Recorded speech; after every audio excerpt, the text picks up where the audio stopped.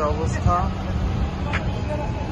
একদম আগাটু মাথা।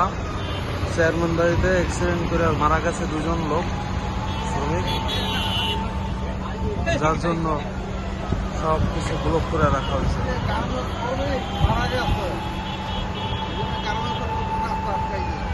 এখন কোনোভাবেই কোনো কিছু ছাড়তেছে না, এলিভেটেড করে হাঁটু চল যার কোনো সুযোগ নেই।